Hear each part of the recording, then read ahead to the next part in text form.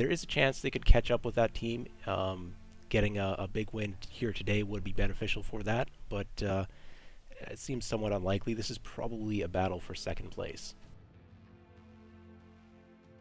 So, last season, Inner Sphere Coalition Season 5, both these teams were in Division G, and they ended up finishing first, second in Division G. They played the last week, and NAFF was the victorious team that week, took first place. Both the teams were doing fairly well in that division against all the other teams, so they got bumped up a division for the next league here, the Blood League, the current league. And they're performing quite well in this division as well, so definitely looks like they are properly seated. And yeah, as I mentioned, they're in the running for likely second place here.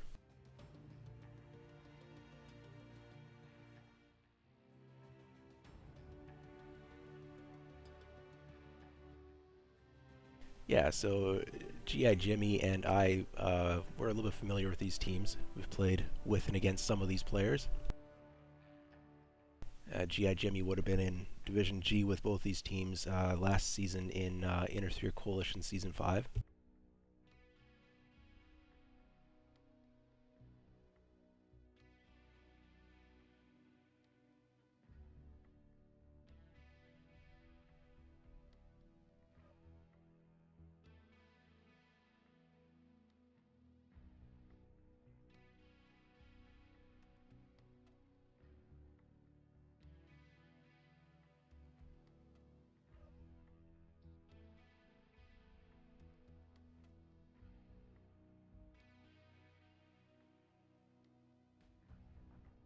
I'm still checking to make sure I got all my settings right. I think I did. Ran in a little bit late here, so um, yeah, it looks like the stream is up. It's on the correct channel and it has the correct title. So we're going pretty good here so far, Jimmy.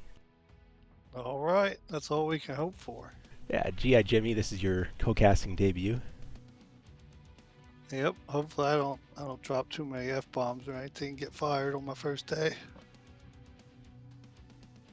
All right, it looks like the teams are almost ready here.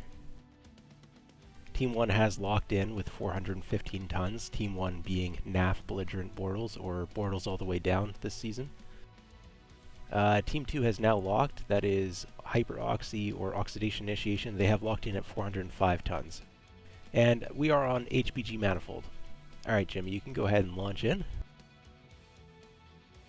All right, here we go.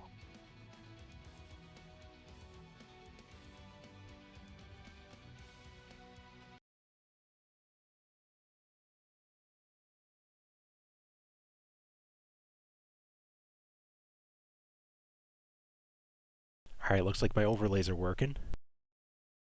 So this is Blood League. It's a 5-cap conquest league that is 7v7, 7 players on each side. And the format is it's by weight class for the first 4 drops. The last drop is by tonnage, but also has a weight class limitation. On drop 1, we are going to see 2 lights, 2 mediums, 2 heavies, and 1 assault from each team.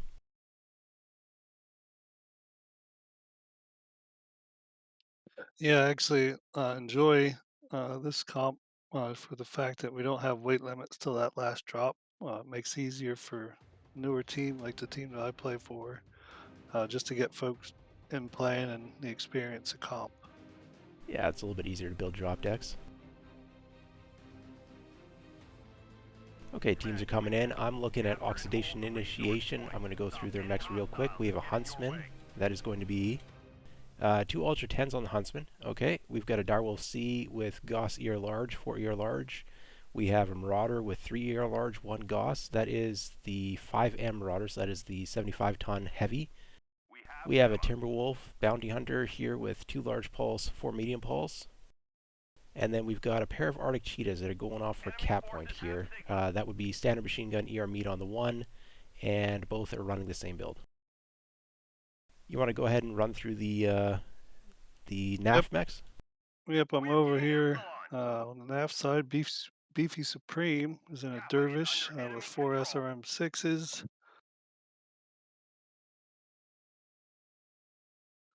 Is there an easier way to get to the next mech or just point and click? If you go first person, you can run through them. with the, Oh, okay. or you can push, you can click on them in the side menus.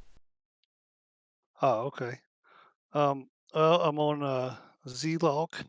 He's a Hunchback 2C laser boat, heavy larges and ER mediums.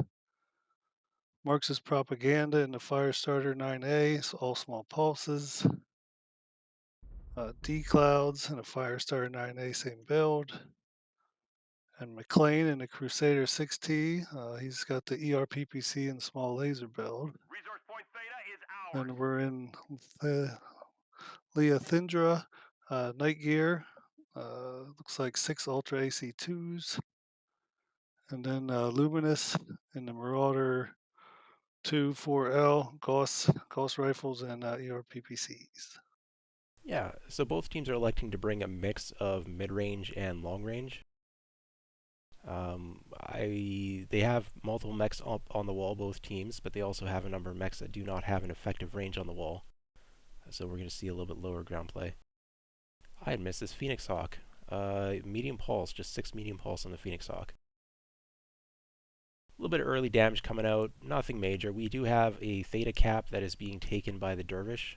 The Huntsman has gone into the basement to challenge, but is not committing as they don't know the numbers down there. So we're probably going to have the battle around Theta here. We've got a little bit, Arctic Cheetahs are coming in to join the Huntsman. The Dervish is down there. Both fire starters are coming in as well. We might get a basement battle. Neither team's committed yet, though.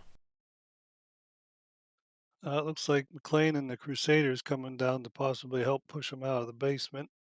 Those small lasers on that Crusader will definitely help out against those lights and fast mediums. Yeah, I don't think either team really needs another wall trader at this point. The battle's probably going to be around Theta. That's probably going to be the decider. We have Oh, we have the both teams Phoenix going in Hawks now. coming in from behind on Looks like the against the called NAFF. target is the Huntsman for NAFF. They are going against Radioisotost.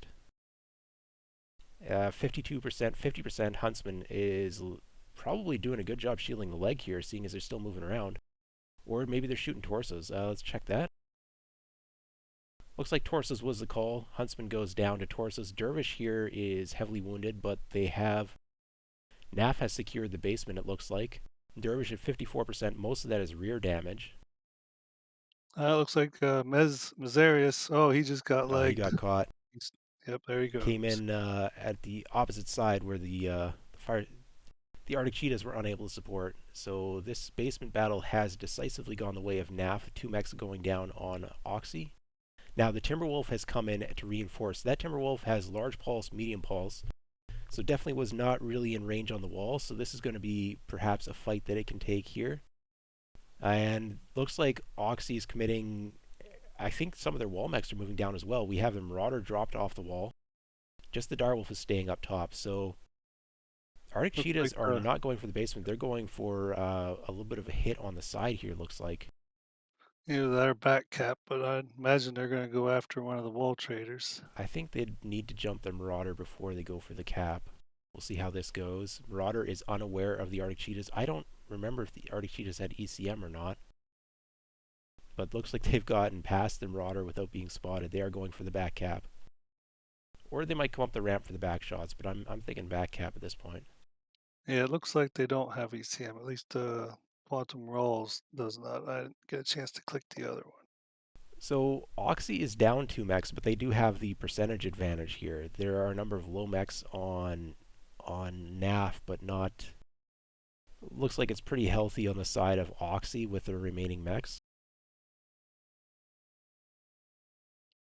Yep, but still having those 2 more bodies that they got to chew through was definitely going to still give, I think, NAFTA the Okay, advantage.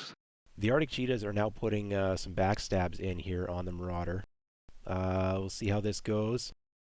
The Firestarters had started heading over to support the Marauder already, so they're driving off the Arctic Cheetahs. Arctic Cheetahs got some damage in, but did not get the kill. Caps are at 500 right now for NAFF to 350 for OXII.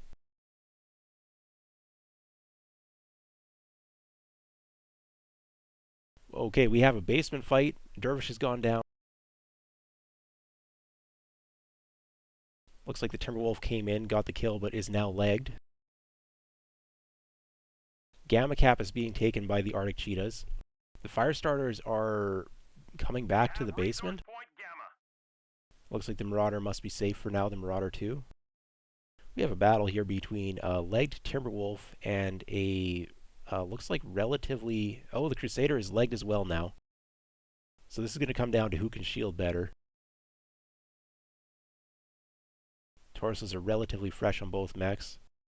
Oh, and Quantum Roll and that one Arctic Cheetah is just taking, he's open right leg, so he's taking some fire. The Firestarter came in to finish off the Timberwolf, so it wasn't a leg shielding issue there. It was a backstab. So the basement has been won by NAFF decisively now. We're down to only 2 mechs left for Oxidation Initiation, other mechs having gone down as well. So it's just the 2 Arctic Cheetahs left, and they're down so heavily on caps, even if they split up, I don't know if it'd be enough. They've taken Epsilon.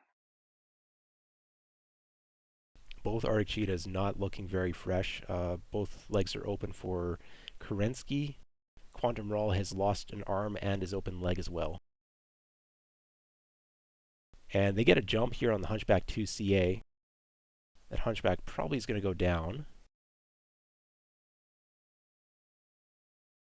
But we also have the Night Gear moving into support. Now that Night Gear is wounded as well. I almost legged on that Night Gear, but still has most of its weaponry. Command confirming that we have possession of Kappa. Night Gear goes down, Arctic Cheetah goes down. There's one Arctic Cheetah left, 27% Quantum Roll. Looks like both arms are missing, and he goes down as well. This triumph will provide us huge tactical benefits. Bortles comes out with a win here. Very low percentages on a number of their mechs, but they have 5 mechs still alive, and they have the cap lead. Yep, they definitely grabbed, once after they grabbed Theta back, they definitely maintained their dominance with the caps and just rode that in, forcing OXII to do something.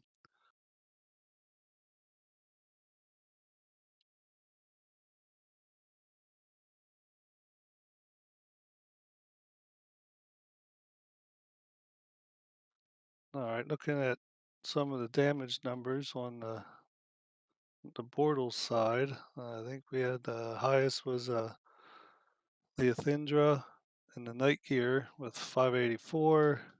Second up was Luminos in that Marauder with 535. Good spread there then with everybody else. And then looking at OXI's side, looks like the highest was Jackal in the Direwolf with 482.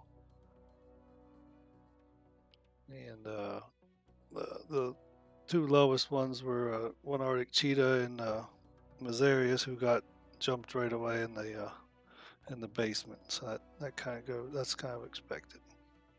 Yeah, usually the first target down ends up having low damage, typically in a brawl type fight. But yeah, we've got damage spread doesn't look bad at all for either team. But it was interesting. It was kind of a series of smaller scale skirmishes. Both teams slowly committed more and more mechs to the basement, but it was like a trickle in. First it was just the Dervish versus the Huntsman, then the lights started coming in, and finally the mediums and heavies started to join the fight as well. So there was like 2 or 3 distinct battles for the basement there. That was a little bit interesting to see. Okay, so next map we are going to Vitrix Station. Teams are swapping players in and out. And for this next drop, the tonnage moves up a little bit in a roundabout way. We've got 2 lights, 2 mediums, 1 heavy, and 2 assaults for this next drop. Yep, curious to see what each team's going to bring. A lot, Vitric I think leaves a lot of good options for the teams when they're planning. You can do some range trading. You can definitely brawl. Definitely lots of options. Yeah, Vitric's a map that I haven't figured out competitively yet. I've seen brawl pushes on the top work for some teams. I've seen teams play more of a range setup using the sides of the map in addition to the center top. It's a little bit of a puzzle to me. I don't know what to do here quite.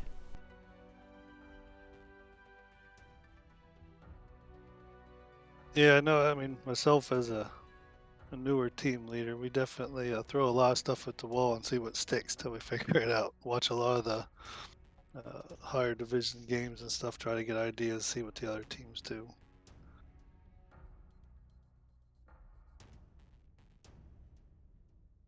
We have a few minutes. How about we pop up the map strat here? I think I sent you a link. Yep.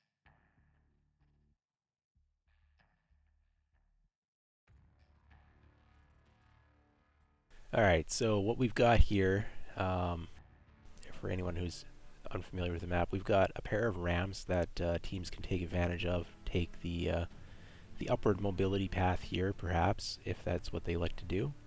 So we could see a battle at the ramps, or we could see there's a couple locations off to the sides that you might end up seeing mechs occupying for a range support.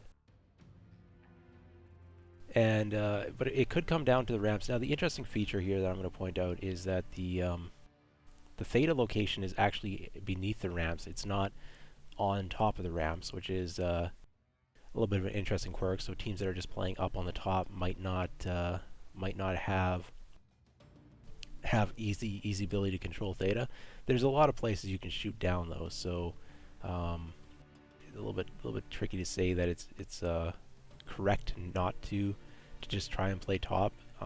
I don't think you can completely ignore theta. It's a little bit difficult to get the back caps on gamma, epsilon, kappa, sigma, as you have to run past potentially elevated firing lines along the ramps. But yeah, you could see either team trying to play something other than just being up top. OXII is just locked, so Oh, both teams are ready. All right, here we go.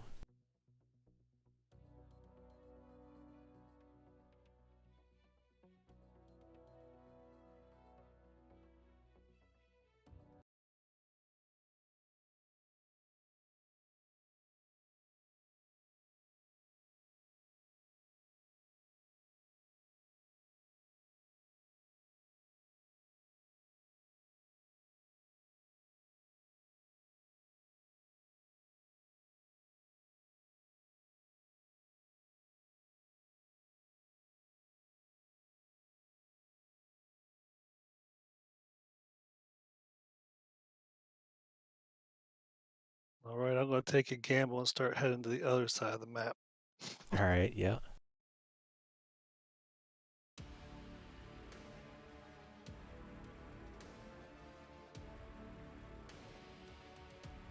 Yeah, so I'm on the oxidation initiation side here. That'd be team 2. I'm going to run through their builds real quick. This might be a quick fight looking at some of these mechs here.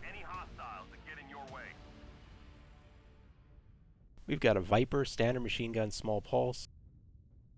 A pair of Arctic Cheetahs. This time they're bringing a Shard. The hero has extra machine gun hard points if they want to use that. They are not. 8 heavy machine gun, 2 flamers. Or is that with the... both Shards, both 8 heavy machine guns and 2 flamers. We've got a Krail with flamers, SRMs, and heavy machine guns. This is full-on brawl. Huntsman with 2 UAC 10. And a pair of Gargoyles, which are running small pulse, micro pulse. Or, yes, 6 small pulse, 10 micro pulse, both on the Gargoyles. All right. NAFF is running Firestarter with small pulses, Vapor Eagle with 2 AC-10s ERPPC, that Marauder 4L with the Gauss and ERPPC, another Firestarter with the small pulses, a Hunchback 2C with 2 Ultra 20s. We have the Crusader 6T, this time with 2 stub noses and then all the small lasers, and the Nightstar 10P with Ultra AC 5s and 2s. So we do have the one Overwatch mech here off to the side with that Marauder still getting into position. Most of the rest of NAFF is clustered up on the ramp. Now this is very much a push deck from oxidation initiation, so at some point they do have cap control, so they don't have to push. They might just sit back for a bit. That Crusader Uh, from McLean is playing very far up, seeing as I think that NAFF is aware this is a brawl deck, but trying to get some damage in with those Stumnose PPCs. Looks like Zachrion's staging on that ramp off center for OXII. Yeah, they're in position to push, but I don't believe that they will. As long as they have cap control, they're just going to sit. It's a very patient strategy here, as they do have that cap control. So it's going to be on NAFF to start spreading out and getting the angles, I believe. We have some shots coming in from that Marauder 2 on the wall. Has a little bit more room to try and get a little bit better of an angle here. Radio Isotoast looked like he took a pretty bad hit on his Huntsman. Keeps pop tarting like that. Yeah, we've got Luminous has moved up with that Hunchback 2C. What was the build on that? Was that UAC 20s? Yep. It is dual UAC 20, so every time that Hunchback 2C peaks, that is a lot of damage coming out. The Crusader Crawl here is exposed to that Marauder 2, does not want to be there, has taken some damage. So percentages are starting to favor NAFF here. They are getting the damage in, and they still have plenty of time. They can be patient. Looks like most of Oxidation Initiation has dropped. But they're forming up on that ramp, some of their big ones. Now the one Gargoyle that has not dropped is taking damage from those UAC 20s, has dropped now. Luminous is going to be peeking in the backs here. Still no push yet. Now the push is, no, they peaked. They peaked and backed up. The Crawl lost an arm. Yeah, that's no good for the Grail. Oh, both arms are gone. It's down to 4S or M4s. I'm guessing Jackal and that Gargoyle must have taken some internal damage from a back shot or something. He's looking pretty rough. If I can get a... Arctic Cheetahs are engaging on the Crusader, or one of them is up. The other is still on the basement. I think it has the jump jets to get up. Just, oh, that Shard has taken a lot of damage. Now the second Arctic Cheetah is coming in on the low ground here, but it's in a 1v2. Now, Crusader from McLean has taken a lot of damage, but those Arctic Cheetahs are also not looking fresh anymore. Crusader goes down, but the Shard is open CT, goes down itself. Percentages are heavily in the favor of NAFF. Caps are up to 400 for Oxidation Initiation, but that is not quite far enough yet. I have my doubts that they're going to be able to pull this back for Oxidation Initiation. NAFF is starting to tighten in the noose around OXII. OXII's got to, I think, push out of that, just hiding in the basement. One of the fire stars is Leg, tried to go for Theta. The Gargoyles jumped on them, and they did not get out in time. So that is a fire starter that is about to go down. I think it's important to keep the remaining fire starter alive here, or have both its legs at least. So NAFF needs to still be a little bit careful here. Down. The second Arctic fire starter for NAFF is in a 1v3 almost here, or 2v3 perhaps. It looks like he got out though. Yeah, need to keep those legs alive. Hunchback 2 is just raining punishment down. Luminous just dropped. Down. Gargoyle's open CT. Gargoyle goes down. Luminous is legged, I believe. No, just halved. And it's Miserius with the Viper trying to pull off the carry here.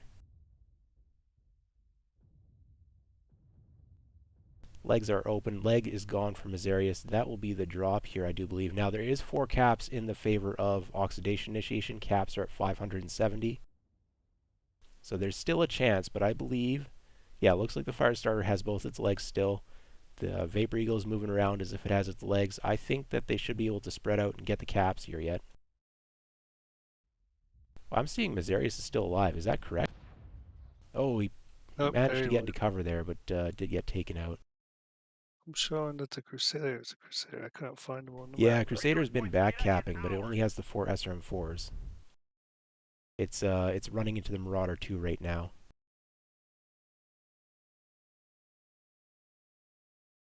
Marauder 2 is at 99%, probably a little bit of leg damage or something. Oh yeah, that Crusader's ready to pop. couple good hits, and that's Yeah, the game. they did the right thing, Grinner Barrett taking the mech to go capping instead of trying to continue fighting. But I don't think we're at 670 caps right now. The Marauder 2 is headed towards Sigma. The Crusader walked past them, going behind them to get to Kappa. Kappa might be enough if nobody can make it here in time. Marauder 2 is turning around. I don't know about that. We have Gamma. One of the mechs needs to be on Sigma, and one needs to be headed toward Kappa, or everyone else needs to head to Kappa. Yep, this is coming down to the wire. You know, that Marauder 2 is too slow. I think that this might... I don't know. This is too close for me to call. Firestar's showing up. Firestarter will get here. Should be able to stop the cap. And I don't know if the Crusader could even beat the Firestarter in a 1v1. And the Marauder's got shots now. There we go. Marauder takes the kill on the Crusader. And we have a win here for NAFF. It was close. Oxidation Initiation almost pulled it out on caps. We have possession of Kappa. Yep, that was definitely very close. That could have easily went the other way if Grin and Barrett could have maybe snuck around a little more. Yeah, well, Crusader's not the fastest mech, so maybe if it was a light mech, but not in a Crusader. Going and backcapping was absolutely the correct choice there for that heavily wounded Crusader.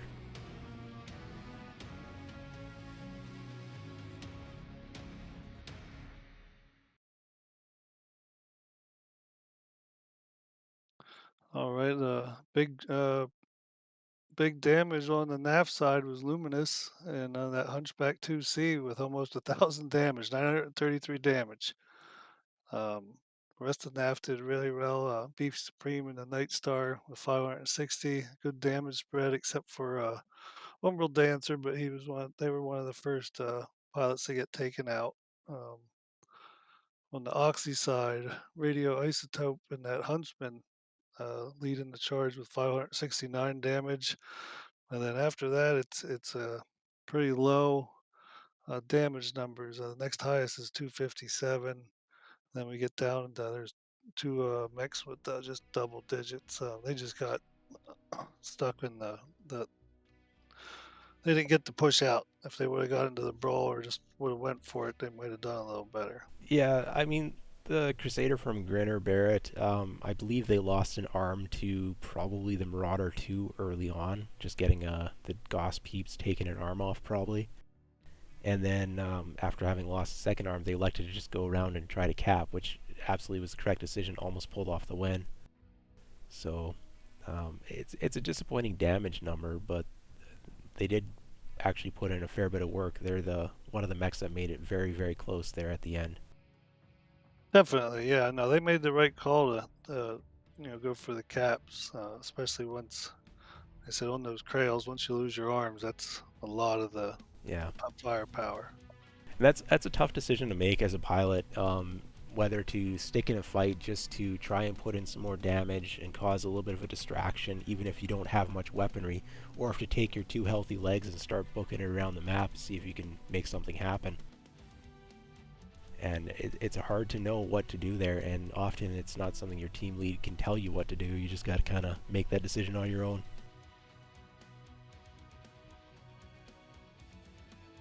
Yep. No, like I said, that made it real close, and that made it definitely a good match to watch. Yeah, just going to give a little bit of shout out here again to Luminous with that 900 damage with those UAC 20s playing that ramp. That is a monster damage total for a 50-ton medium to be putting out. And I don't know if OXII should have just pushed them because the range would have been covering that Hunchback, but that Hunchback was taking some dangerous peaks there and managed to get away with it, so well played. I mean, Huntsman from Radio Isotope doing similar there with the two UAC 10s trying to pop-tart into a firing line, puts out 550 damage. That's pretty good as well. Oh yeah, definitely. But like I said, I think the only reason we're seeing the low damage numbers more on the OXII side is that they were just more short range. They wanted to brawl, and they didn't get a chance to. So that's definitely going to hurt your damage numbers.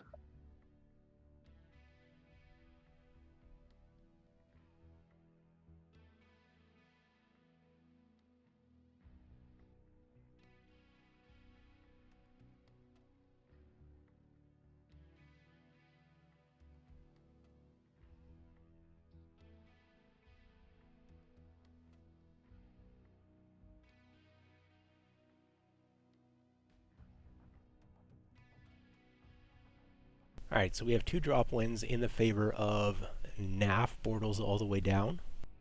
It's still possible for this to go with a reverse sweep for oxidation initiation. And this is a points-based league. It's all about winning drops, not about winning matches. So any drop one is a point toward the end of the season there. And these teams are battling it out for that second place spot or potentially a third place. Yep, no, it's definitely an important match for their division. It's definitely going to determine at the very least who gets second. Yeah, both these teams, having moved up a division, are actually performing quite well in their division. So they're having what I would consider a successful season here. Moving up a division and proving that you definitely belong in that division. Yeah, I know at the beginning of the season, I had heard that some of the players maybe weren't excited about being in the next division, but they're definitely making it known that they belong there. Yeah, I'd say it's a good showing. All right, we have NAFF is locked. Now we're just waiting on OXII. So just to clarify exactly what the situation here is in Division F, European Dragoons is kind of not running away with the division, but they have won all 3 of their matches so far. They have given up drops, but they have 11 points total. They're sitting in first place. Next up, Oxidation Initiation has 9 points. Bortles has 8. So with the 2 wins here, Bortles will have 10 points total, passing Oxidation Initiation for that second place spot. There's still 3 more drops to play here, and we have 1 more week of matches coming up. Yep, and OXII is locked, so we're ready to go. So here we go. All right.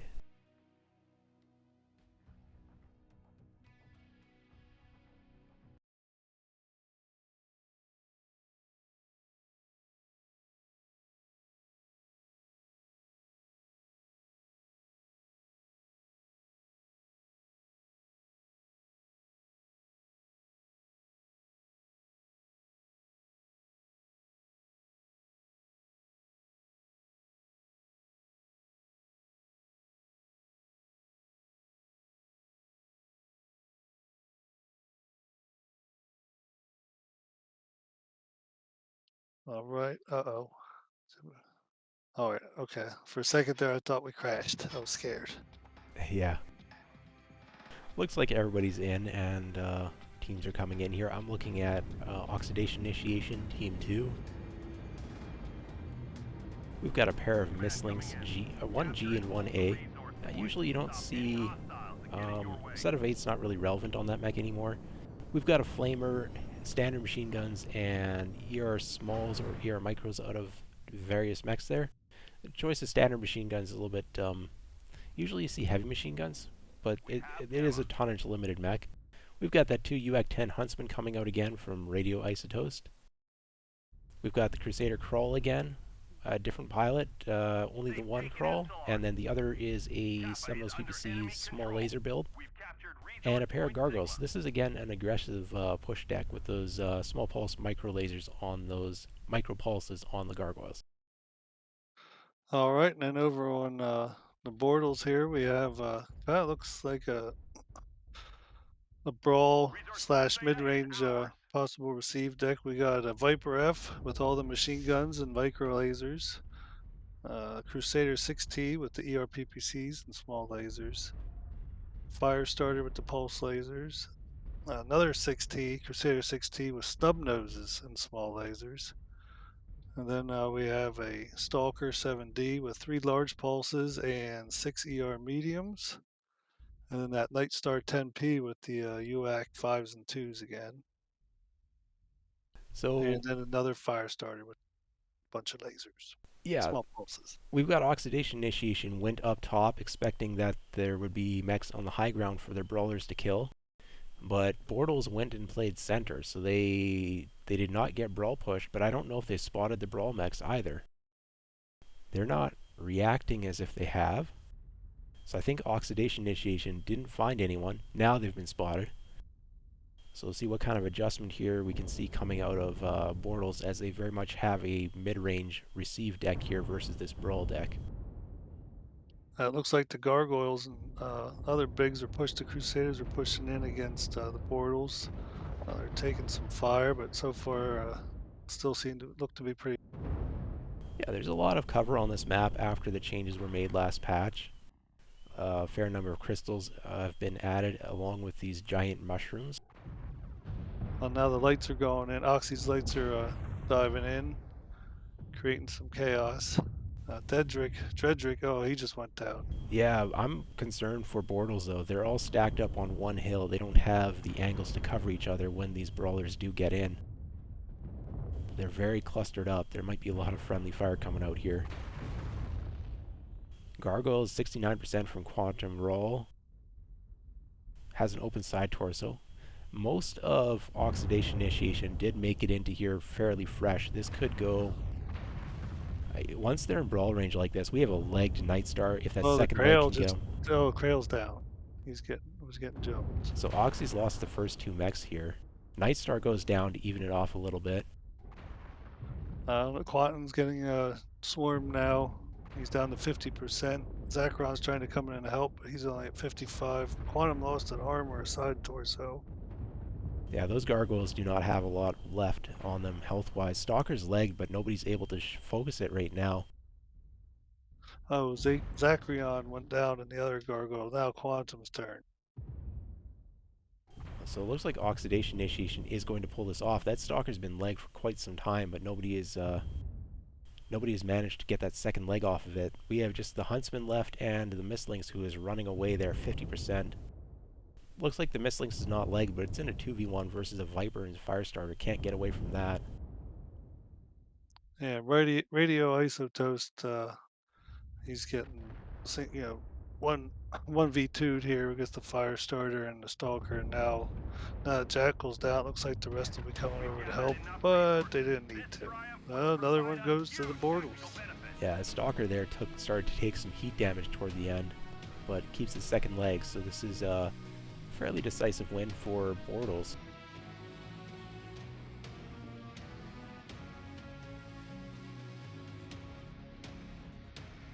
Alright, I'll quick run through some of the damage again on Bortles. That Stalker took the lead with 620. Second was one of the Firestarters with 560 and 2 kills. The rest of them are all respectable, with the lowest in the 300s. Definitely good damage coming out of the Bortles.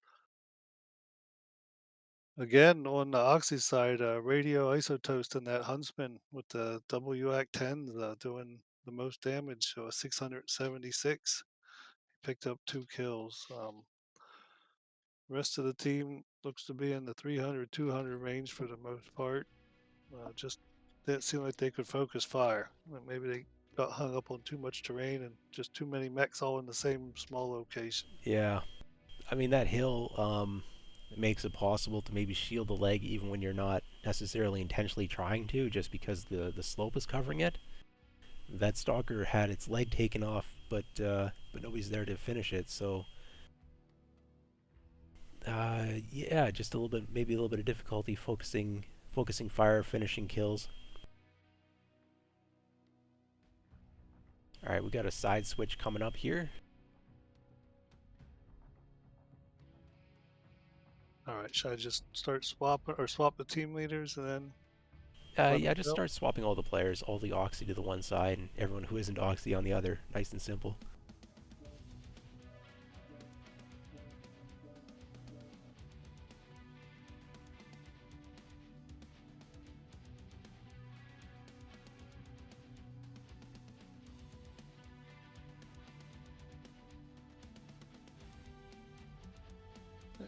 next map I believe is Caustic Valley. So we run a gambit of colors. So we have purple, now we're going mustard. And then red and gray, so we're gonna have all different color maps this week.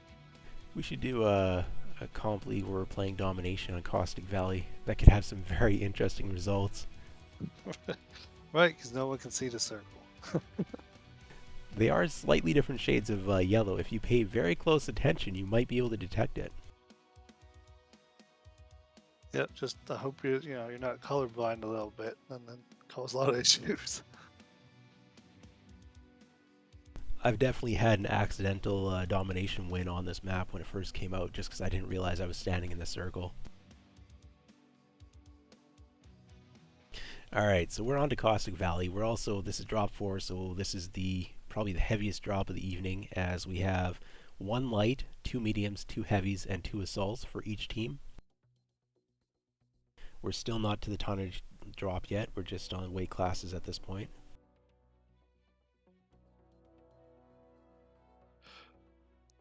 Yep, like I said earlier, that's something I know my team enjoys, is the fact that we might not maybe have all the meta mechs or comp mechs, but at least we can get in there and play, just because we can just don't have to worry about tonnage at least these first 4 drops.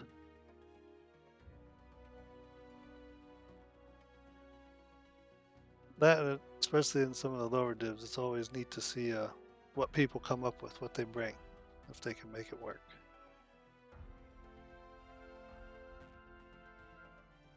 Yeah, I would not have bet on us having a dual UAC 20 Hunchback 2C here today. And yet there it goes and puts out 900 plus damage, so on the Vitric Station drop. So that is, unconventional mech choice that definitely worked out for its pilot. Oh, definitely. He definitely put in work, and he looked like he was opening up plenty of components for his team to finish off for sure.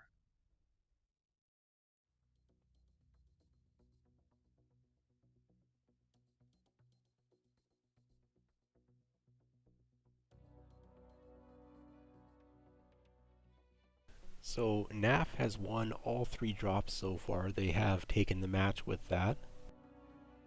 And they're making a decisive case for their, maybe even challenging for first place. If they get a big win here and a big win next week, they definitely could end up finishing in first.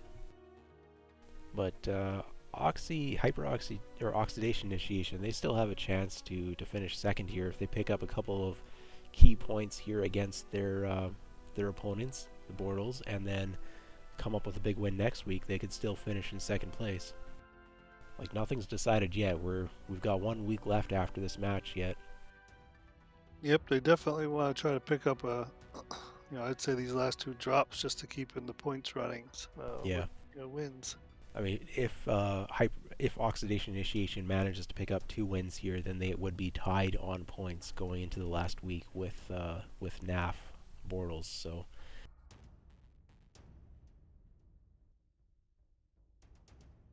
that would definitely be a good position to start from.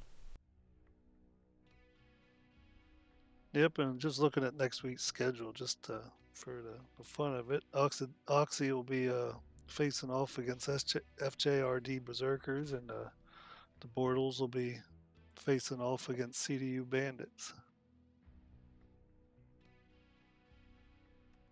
Yeah, both teams that are a little bit lower in the standings, but there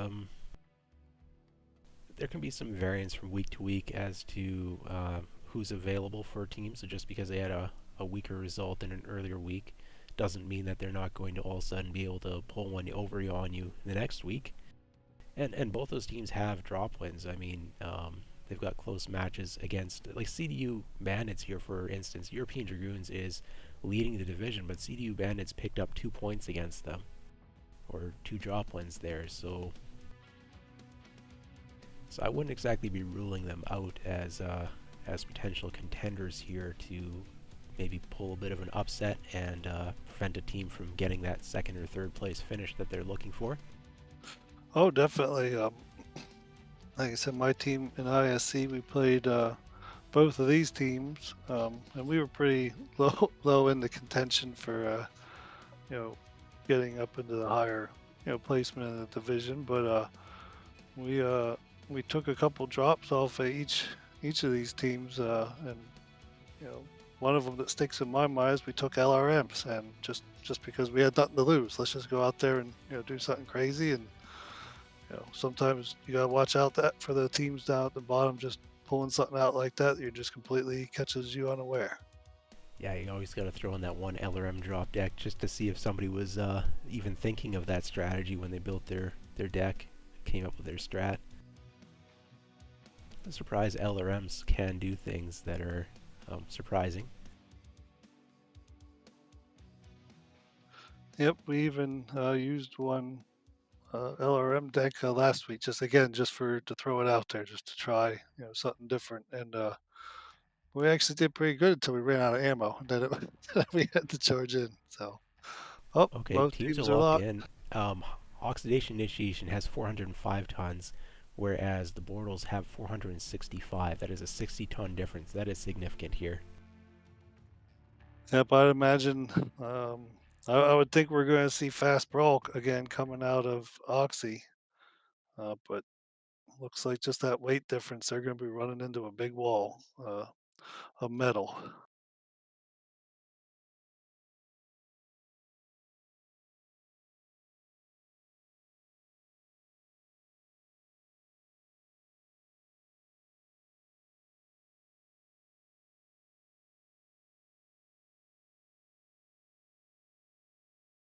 All right, I'm flying over to what'll hopefully be the OXII side, I think. Yeah, teams have switched sides here, so Bortles are going to be in the red, and OXII is going to be in the blue.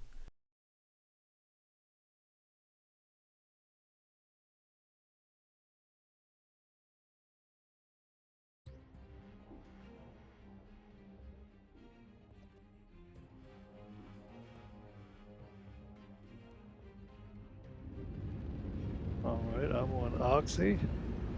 Command coming in. Alright, I'm looking at NAFF, going to go through the drop deck real quick. We've got a Flea 17. I'm going to try to catch its build before it gets away.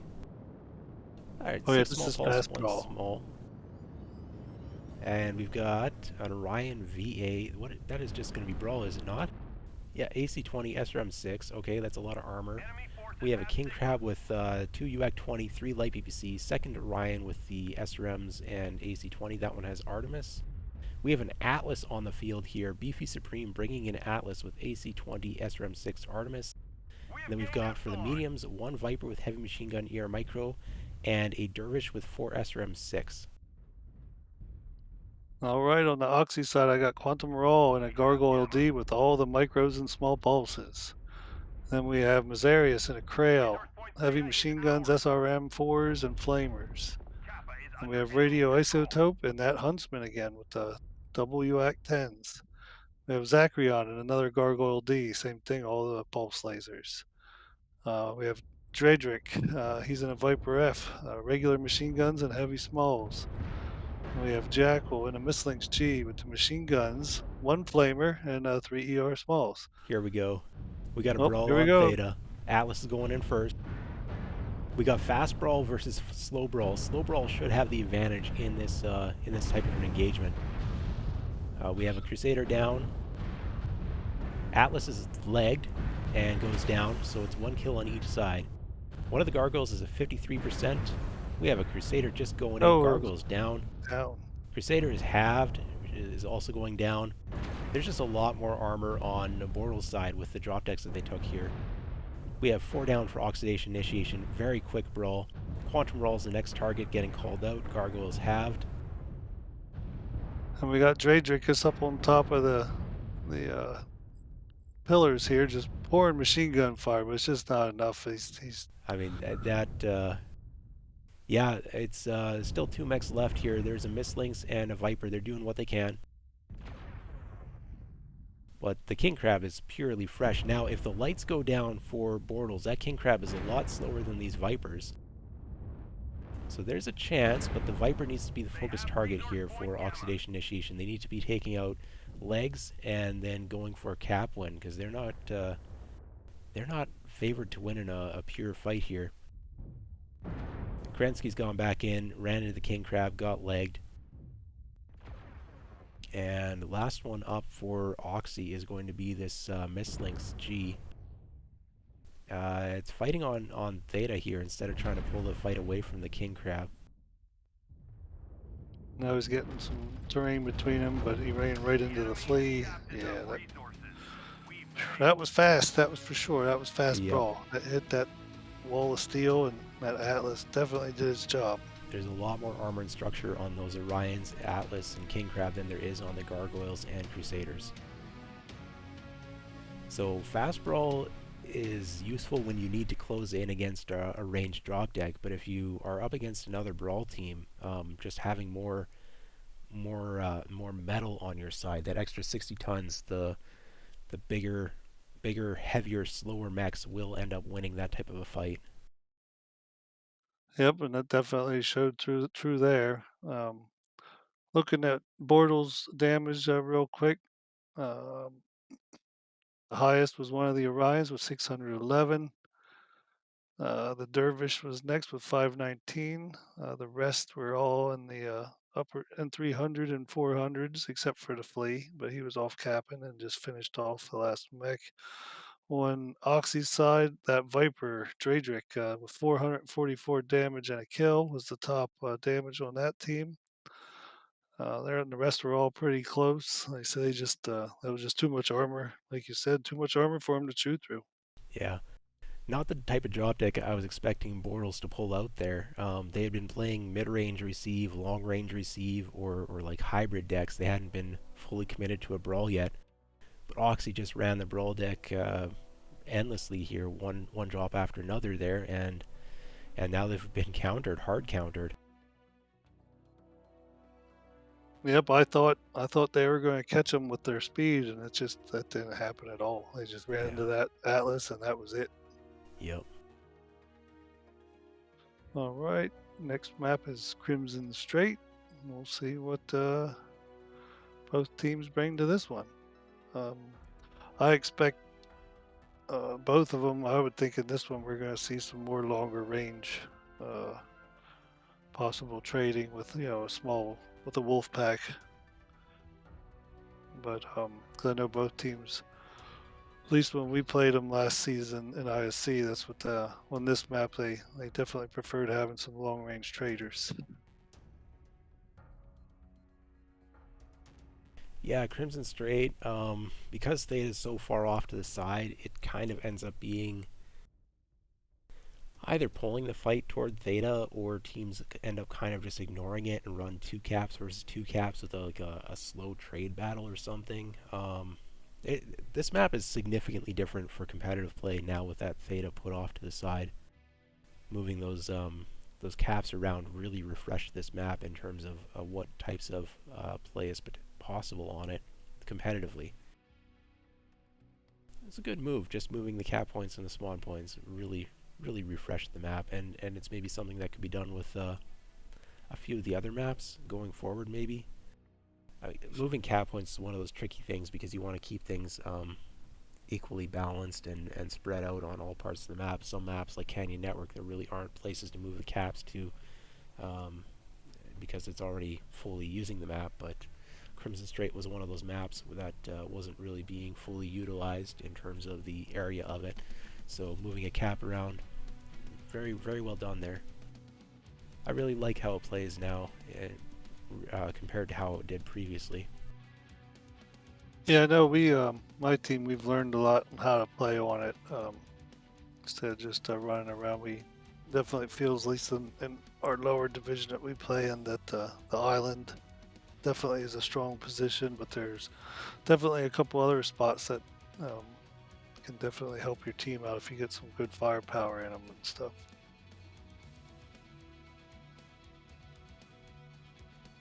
So far, in our experience, we've mostly seen most teams just ignoring Theta, except for maybe every once in a while throwing a light at them just to try to get one of the other team to react.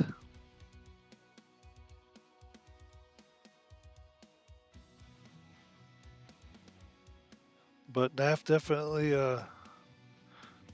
brought the pain today. Like I said, it's the most of the drops were relatively close, except for that last one. I think was probably Well, I mean, the last felt one, like a landslide. At least there was it's a felt that fresh way. there was a fresh king crab, but the king crab can't walk. So if it was possible to take out the lights from if OXII managed to drop the lights off of Bortles' side, maybe they could have gone for a cap win, because that king crab on a big map like Caustic Valley would never be able to keep up with a Viper and a Mistlings in a cap race. Yeah, that's very So true. Like it it's was yeah, it was the fight wasn't close, but the drop itself was kind of close in my mind. yep, I can see what you're saying. That makes sense. Yeah, if they definitely could at least legged or even legged one of the lights, or legged the Yeah, NAF's lights, they could have definitely. like when you're on the tail end of a brawl like that, where you're not winning by kills and you see a fresh assault, find another target. Like it's absolutely a waste of fire to try and take on a 100% fresh king crab in a battle like that.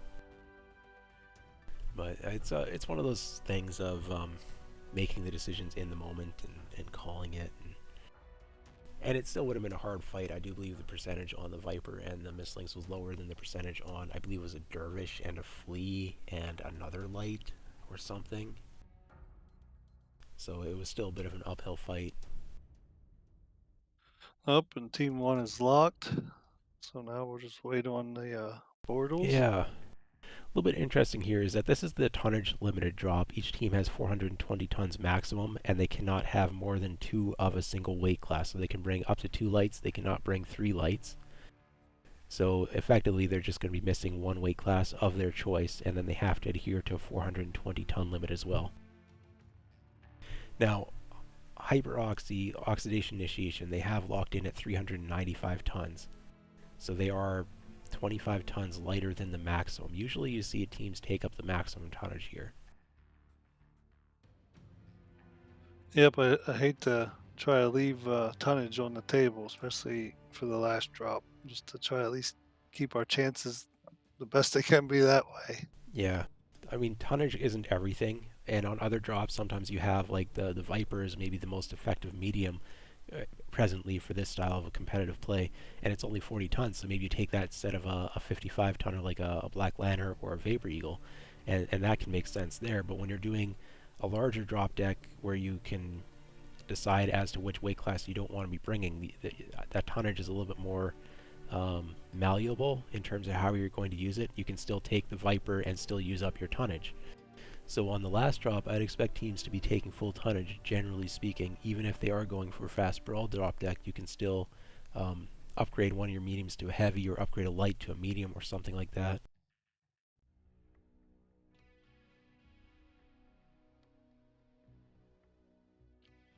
Oh boy. All right, team two is locked. So here we go.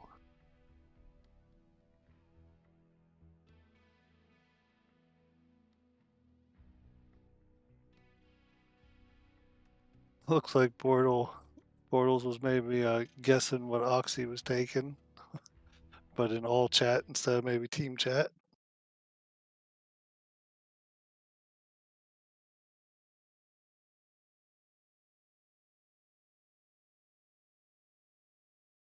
It's one of those slightly more advanced competitive things, looking at your opponent's weight class or total weight. You can't see the mechs they're bringing, you can't see the weight class of the mechs they're bringing, but you can see their tonnage, and you can also see what spawns they're putting their mechs in. And on some maps, because the spawns are spread out fairly distant from each other, you can tell often what type of a strategy that the opponents might have available to them based off what spawns they're taking. And tonnage can also give a pretty strong indicator as to whether you're facing fast brawl or heavy range traders. Yep. I mean, if it was me and it was my team, we would just take nothing but summoners at this point. Just be done with it. 7 summoner drop deck, that's something I want to see. Command coming in. Alright, I'm looking at oxidation initiation here in the blue. Any hostiles that get in your way. We do indeed have a Crusader with Stumnos PPC small laser. Second Crusader is just 14 small pulse. We have Gargoyles again with the micro pulse, small pulse build. 2 of those, and then we've got a Shadowcat. Shadowcat is a pair of ERPPCs, so that is an Overwatch flanking mech. And then a Raven with SRMs and ER smalls, and a Mistlings G as the 2 lights. All right, that was OXII, right? Is under enemy control. Yes, it was. Okay, I just want to make sure I'm on the right team. On NAFF, we got the Night Star 10P with the UAC 5s and 2s. We have a Crusader 6T with the snub nose and small lasers, another 6T with snub nose and small lasers, Viper F with heavy machine guns and micro lasers, Firestarter with small pulses, NAFF Gamma. a Flea 17 with small pulses and 1 ER small, and then a Direwolf Prime with two Gauss rifles and 5 ER larges. Yeah, so we've got Brawl out of Oxidation Initiation. Their only ranged element there is that Shadow Cat with the ERPCs. And then we've got a mixed drop deck here out of Bortles. They have some ranged assault, some mid-range assault, and then the Crusaders are more of a brawl type build here, although they might be on receive duty as opposed to push duty based off of the rest of the team composition. Now, on NAF side, I see their direwolf is taking a position you don't see very often in quick play. I will say I have seen the Bortles take this position before. It seems to be a pretty decent position. Oh, the flea So just we got we have it a death. yeah, the flea just Well, got nailed. I was in a cockpit, so it's not going to show on my display here, but that flea is dead. DeCloud got burst from something. Oh, he got says he got shot in the head. What grid was he even in? I mean, I've got a 4-pack here He heading was toward Theta. he was right here just north of Theta. He fell off of the ramp from up top. His body's laying right under the ramp. So he was His just mech. standing on the ramp getting some scouting information, and his head got picked off. Wow. Who got that kill? I Resource didn't point catch it, but grenade I'm guessing it out. was Dredrick because seemed very surprised in the game chat. Okay. Yeah, headshot on a flea. I mean, I probably wasn't running any head armor, but still. Well, the only mech that would have been able to do that should have been the Mistlings, right? No, sorry, not the Mistlings. The ERPC Shadowcat, the only mech with a range, I think. Yep, maybe that's what it was then. Like I said, I just literally caught it right when it happened. I saw it explode and fall off of the ramp. I thought I had some time to get into cockpit.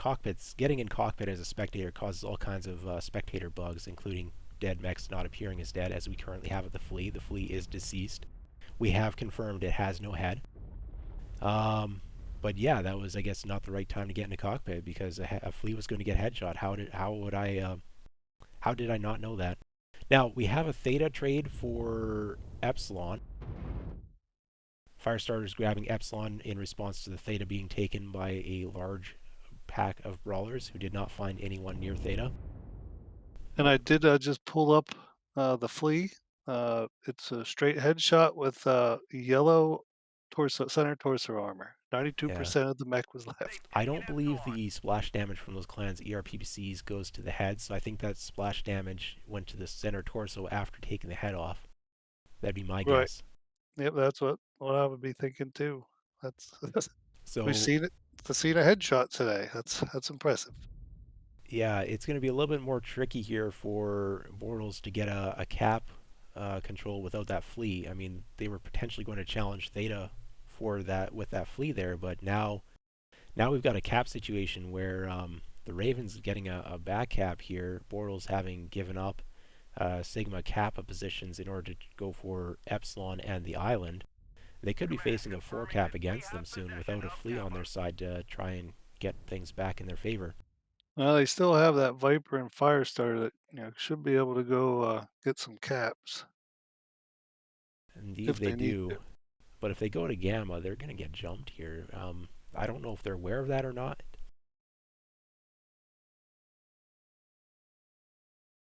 I mean, the Firestar is looking at it. It's 2 caps to a 3 right now. Sigma is completely available, but it looks like Oxidation Initiation is not heading for Sigma at this point. They have 2 lights sitting around Kappa, but they're not looking at Sigma yet. The mechs on the island need to start moving somewhere, or they're covering Sigma. Perhaps they've got a purpose yet, but the caps are ticking. The Firestarter is being very cautious here at Gamma. Crusaders here as well, but not moving forward. I mean, yeah, the Firestarter's got to be able to see in there. Yeah, we've got weapons fire coming out of the tunnel. It's confirmed. And Firestarter's got to bail out of here, needs to bring teammates in order to try and get this Gamma cap. The Firestarter is even more valuable now that the Flea is dead. The Firestarter needs to keep its legs alive. It looks like the rest of OXII, except for maybe that Shadow Cat, is trying to get back around the Gamma. Can't see what those two are The on the Viper is back of going the for the map. Kappa cap now. Looks like they should be able to get it. Now, just a reminder for anyone joining us, the Flea is dead. I've got a spectator bug. The Flea got headshot while it was sitting in someone's cockpit.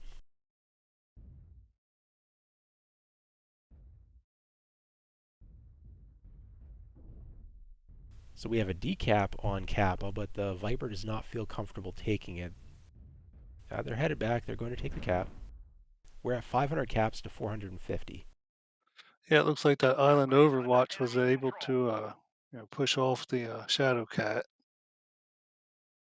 So it's 3 caps back in the favor of Bortles at this point, which I believe they're still okay with. I do believe both teams are in a winning cap position if they have 3 caps at this point. It looks like OXI's Raven and Mislinks are going to try to come around and looks like probably get on Epsilon. But I think, you know, as soon as they step on it, they're going to get noticed by the NAFF on the island, and then you have the two Crusaders here sitting in next to near Gamma, just waiting. So the Direwolf will be able to see Epsilon, but they will have to be looking toward it. Okay, yeah, Yep, there Direwolf he sees it, is. starting to fire out those ER larges to stop the cap. And it And there's looks like also a those strike here as well. Crusaders are going to go in and try to get him. Yeah, now those mechs in the tunnel, they need to do something at this point for oxidation initiation. They could try to pincer the Crusaders, maybe. But the Crusaders, they're too far, and they've got cover. As long as they stay on the water side, they've got cover. So I don't think sitting in the tunnel is going to work here. It's 600 caps apiece, so whoever has a 3 cap is going to win this.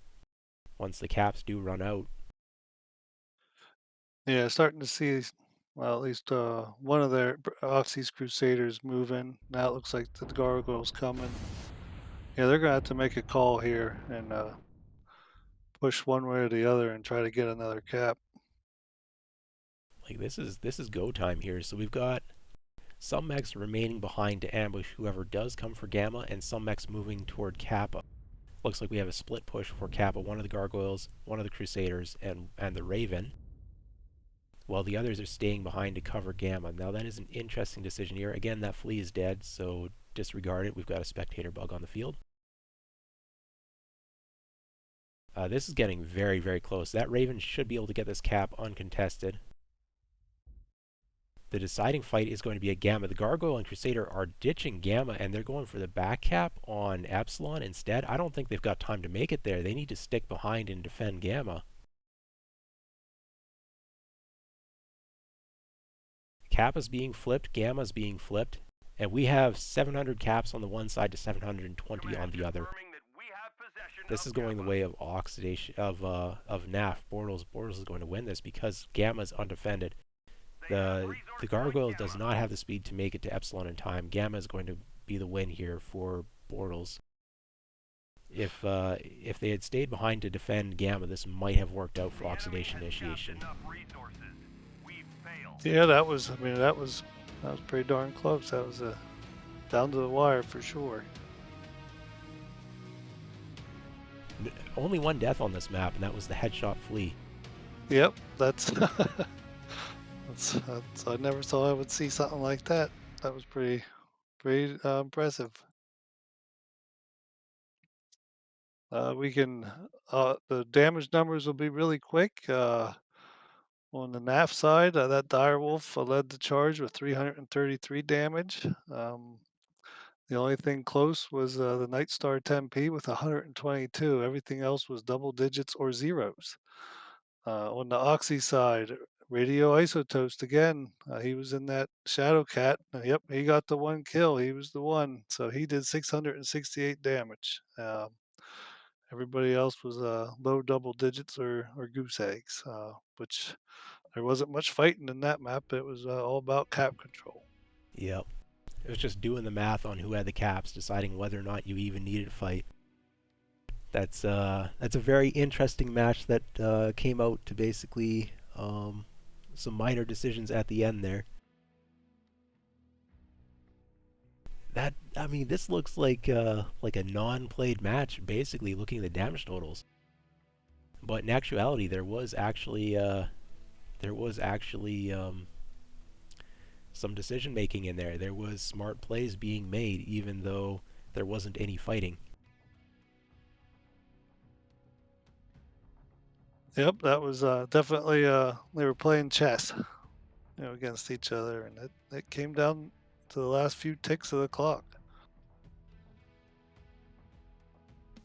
All right, well, that's it for here for us. We have a 5-0 victory in the favor of Bortles. They do pick up all 5 points this week.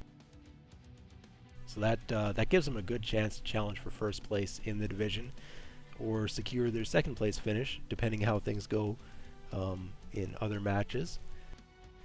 And yeah, that was interesting. That was an interesting job. Not much fighting, but still, I found it a rather interesting match to watch. So it's not always about the big brawl. I did like the big brawl on Caustic, but I did like the cap plays on Crimson Straight as well. It's nice to have a little bit of variety once in a while. So this Yep, is I agree. Therax doing the cast. This is GI Jimmy joining me. And yeah, that was Division F, NAFF Bortles versus OXII Oxidation Initiation. So thank you, teams, for having us here to cast with them. And thank you, Jimmy, for joining me as co-caster. Yep, thanks for inviting me. That was fun especially for my first time doing it, and got to say hi to my mom. And I'm going to Disney World. All right, nicely done. And thank you, viewers, for joining us. That is it. We're going to end the stream here.